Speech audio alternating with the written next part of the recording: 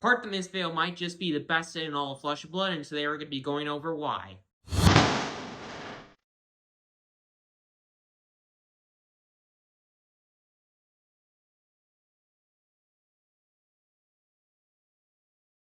Hello and welcome to the table, and today I'm going to be going over a lot of the cards that are in Part the Mistveil, highlighting the main strategies and the main cards in each of the heroes, talking about the the Mystic and the generic cards, mostly in a limited sense, and get to the expansion slot. So with all that aside, let's get right into it, starting things off and talking about new. And what new is wanting to do is, and this is something I really like about her, she's bringing back stealth. She's making stealth better. And she's kind of taking on an Arachne kind of plans, DC, because what she's wanting to do is play these specific assassin attacks that banish specific cards. And what I really like is that she has blues, Bonds of Agony and Persuasive Prognosis, blues that are really powerful that care about banishing certain cards like Arachne's cards do, but they're specifically blue so that New's weapon, Beckoning Mistblade, is actually good, because when this hits, your next blue attack gets +1 power and go again. Absolutely love the card. And I also love it because, I mean, it's got my favorite tree in the world in the art. I mean, cherry blossom trees, gotta love that. But I really like New because she's kind of making stealth better, taking on an Arachne style kind of plan, and just playing all these scenes with stealth, banishing all these cards, hoping to want to banish blues to utilize her ability, and just have a really kind of new, because, I mean, it's new, kind of game plan for assassins. And she also has some super fun, like, assassin attack reactions, like Hiss, which is super cool, Venomous Bite, which is super cool, making the new Feign Strike token and Slither tokens, but also some of her Majestics, like Siren's Call and Sacred Art Undercurrent Desires. These two specifically are just super good and super fun in her deck. But then, like, some of the budget equipment that's in her deck, I also really love about this set, because in previous sets that I've had Assassins, the budget equipment and the limited equipment has kind of sucked. But in this set, it's way better in my opinion, with Undertow Stilettos, Arousing Wave being really good commons, and Heirloom of Snakehide, the new, like, cycle, the start of the new cycle of rare chess pieces for the specific heroes, super good as well. But getting into the next kind of class and hero, we got Enigma, who cares a lot about making spectral shields and attacking with auras. Why is that? Because of her weapon, if I can find it. Cosmos Scroll of Ancestry.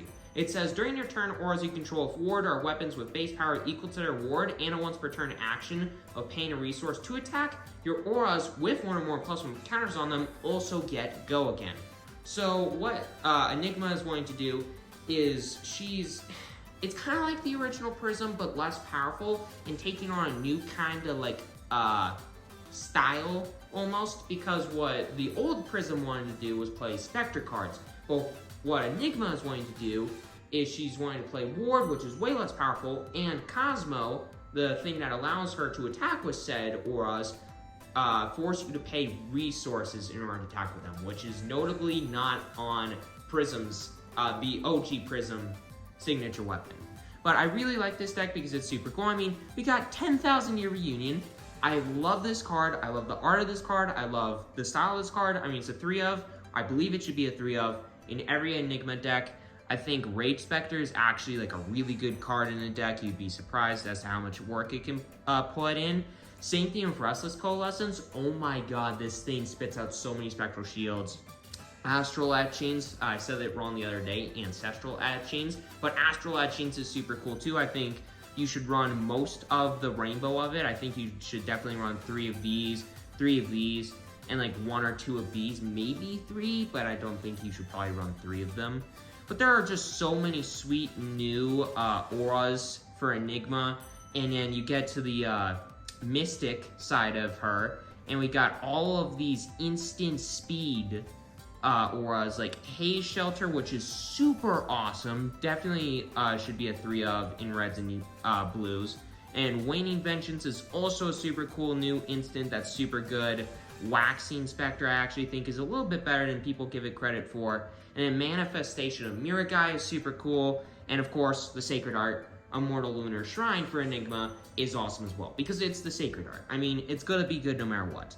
But like with new, I really like the budget equipment and the limited equipment because it's good. I mean, since the golden age of Flesh and Blood has started, the budget equipment has just gotten so much better and it's been of such higher quality. I mean, Uphold Tradition, I personally think, should be run in every single Enigma deck. This should be the arm piece. I don't care what anybody else says because I am objectively right and I'm always correct when it comes to Flesh and Blood.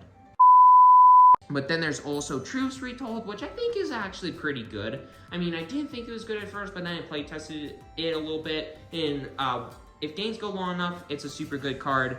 And then Heirloom of Rabbit Hide. I think of all of the 3 new rare chest pieces at Rare, this one is the best because it's just so easy to pull off Gain 2 Exactly 1 with Enigma more than any other hero.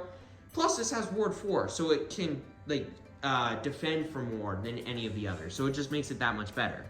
But then we get to Zen, which it's the monk with the staff himself, Zen, Tamer of Purpose. I absolutely love this guy. He's not my personal cup of tea, or at least ninjas aren't, but it's super cool because, I mean, he's a monk, and his new weapon is not, or his signature weapon isn't going to be Harmonized Kadachi. It's the staff. He's the monk with the staff, so he's got to have his super cool staff. I don't know what I'm trying to say here. But Tiger Taming Kakara is a super cool new weapon, allowing you to buff your Crouching Tigers. What Zen is wanting to do is make Crouching Tigers, buff Crouching Tigers, and this set just makes so much of that, work better. I mean, Chase the Tail buffs stuff. Maul buffs and makes stuff. And then Aspect to Tiger Body is just a super cool combo card. We got some reprints like Ki Unleashed, Blessing of Ki, which I personally wish was a little bit, I wish it was a different card, but not Binding Breeze, sorry. We got Flex Claws, which is another super awesome reprint, and Pouncing Key, which is another super awesome reprint. But we got some new stuff too, like Untamed, which buffs stuff, like Breed Anger, which can make stuff, like Biting Breeze that I accidentally clicked on earlier, that can also make stuff. This one isn't as good, but still, it's super good too. And going up to the Mystic stuff, I mean, Zen just has so many good tools in his Mystic slot. I mean, we got, where is it at? Harmony the Hunt is an absolutely amazing card because you can attack with it. You got a blue, and you got 2 floating. You can, with the Tiger Taming Kakara, to make a Crouching Tiger a little bit bigger and then play the Crouching Tiger, all for just pitching a blue and playing the Harmony of the Hunt. You get to do all of that just with this card. You can do very similar things and very similar powerful effects with Tiger Form Incantation. I mean, it's basically the same thing. It's just like, oh my god, it's so cool. And the Mystics for Zen are also super cool. The Sacred Art obviously is super cool. Tooth and Claw and Shifting Winds of Mystic Beast I don't think are as good, but, I mean, I got the Majestics that I was talking about earlier, but we also got Territorial Domain, which this card is just super fun, it's super cool, because, I mean, it can be a blue defense reaction that can block for 5 in combination with his new equipment that I think should be run in every single version of Zen, Stride of Reprisal. This card is amazing because you can block with it, you can make the Crouching Tiger, and then you can play the defense reaction. Since you've made a Crouching Tiger, it blocks for 5, you're blocking for 6, only using 1 card and 1 equipment. And oh, by the way, that one card can be a blue pitch if you got rid of your Stride of Reprisal already. So it's absolutely wonderful and amazing, and I love it. But then Heirloom with Tiger Hide is also super cool, new budget equipment for Zen. It's just awesome, I absolutely love it. And in the Mystic cards for I don't know why I'm scrolling by them. But the Mystic cards are super cool. I mean, the equipment isn't super cool, but the art is absolutely gorgeous. It's so cool. It's so cool. And we got some great limited stuff. I mean, we got this whole cycle of cards right here, which is super awesome. And we got, of course, the Transcend cards, which are great because, I mean, hey, you gotta flip these into energies in order to be able to do and activate all these crazy effects of all of these new Mystic heroes. I mean, it's just awesome and super cool and amazing. So, I mean, Mystic can kind of be the backbone of a lot of decks in both limited and can really help out some certain heroes in Classic Constructed, which is just awesome because, I don't know, it's super cool.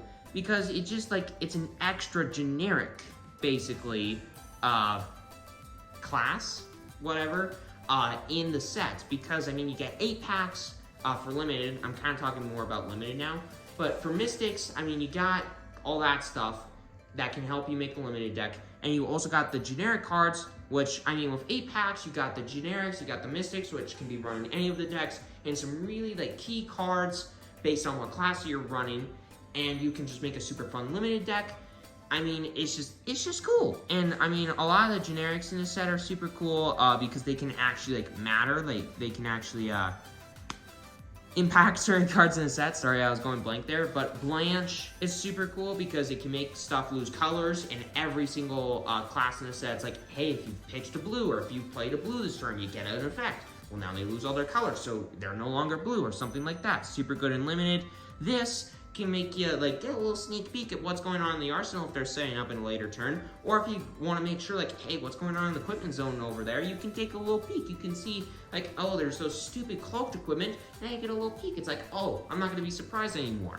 And you got some super fun reprints as well, like Wounding Bull is going to be super fun and limited. This is a new card, which I think this card could be okay, but Nimblism is also super great.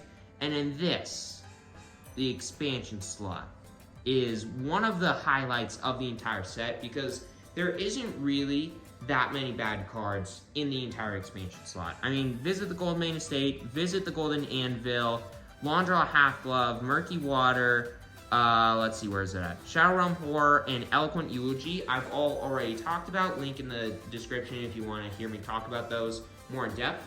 Are great cards, and they're just super good for all the heroes. Supercell, the max specialization that's not a max specialization. I mean, this card's amazing in max. This card's insane. And then there's this new cycle of stuff, which, I mean, yeah, it gives Arcane Barrier to Teklo Boston, which is something that he kind of needs. I don't know why it's lagging, but is something that he kind of needs, but it also hints towards something that I'll talk about in a future video. But besides that, we also got Kindle, which is absolutely freaking insane. I mean, yeah, this card's nuts. I don't really need to talk about it because there have been so many videos that talk about how busted this card is in Kano. I mean, just go check out some of those videos because I can't really explain it in a under 15-minute video. But then these two cards were just spoiled recently. They're cool. And there's a new legendary. This Enigma looks super cool in Blitz. I'm not playing Blitz anymore, but I mean, hey, she looks cool. She looks sweet. And I mean, this, it's fine. It's cool looking. It's pretty. But yeah, overall, Part the Mistveil just looks super fun, both in Limited, both in CC, Blitz as well. But I mean, overall, this is just an absolutely amazing set. Personally, I don't like this set as much as Heavy Hitters, just because Heavy Hitters had more like classes and cards that I liked. But I mean, it's like a really close battle, and that's knowing that like Heavy Hitters is my kind of set, and this set isn't as much so. So for any of you that really like ninjas, or really like illusionists, or really like assassins that are thinking about getting this set, you have to get it. You have to get in on it because it's a great limited experience. It's a great constructed experience. It's just amazing. This is one of the best sets in all of Flesh and Blood, and it's just solidifying Flesh and Blood as one of the best TCGs, trading card games, in the world. So anyways, with all that aside, make sure to hit that subscribe button, hit that like button. It's completely free, you won't regret it, and enjoy, everybody.